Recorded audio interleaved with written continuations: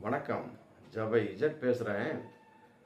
அதாவது பகல்காம் தாக்குதல், அந்த ஆப்ரேஷன் சிந்தூர் அப்படிங்கிற அந்த விஷயத்தில் 3 தீவிரவாதிகள் காஷ்மீரில் வச்சு சுட்டு கொலை செய்யப்பட்டார்களாம்.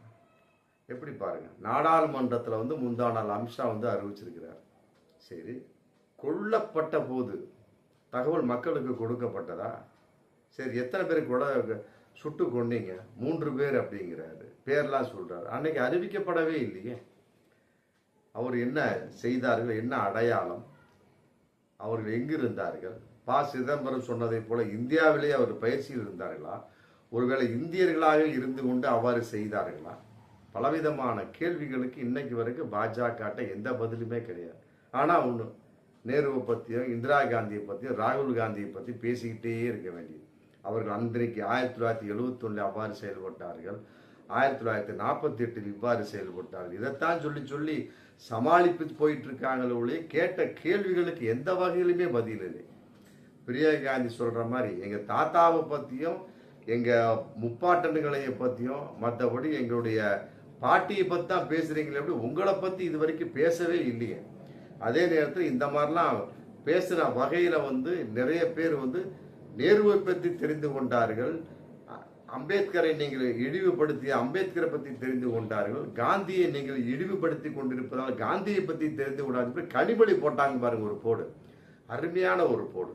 அதே நேரத்தில் விஸ்வகுரு கங்கை கட்ட சோழபுரம் கற்றுக்கொள்ள வேண்டும் அப்படின்னா, உண்மையிலே இதை போன்ற ஒரு கேவலமான ஒரு வார்த்தை தமிழகத்திலிருந்து சென்ற ஒரு எம்பி யாருமே சொல்லியிருக்க முடியாது.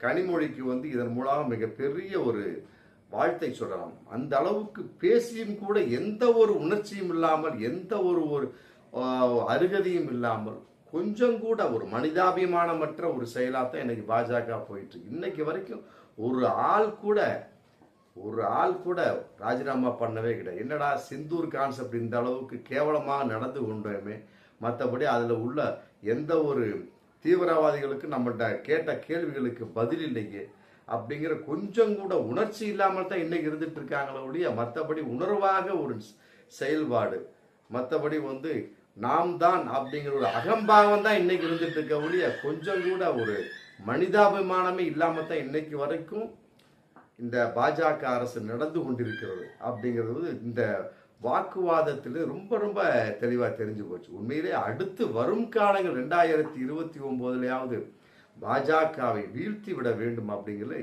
தென் இந்தியா கரெக்டாக இருக்கு, ஆனால் வட இந்தியா ஏன் இந்த அளவுக்கு மோசமாக நடந்து கொள்கிறது அப்படிங்கிற பார்க்குறப்ப உண்மையிலே இப்படிப்பட்ட விஷயங்கள்லாம் வட இந்தியா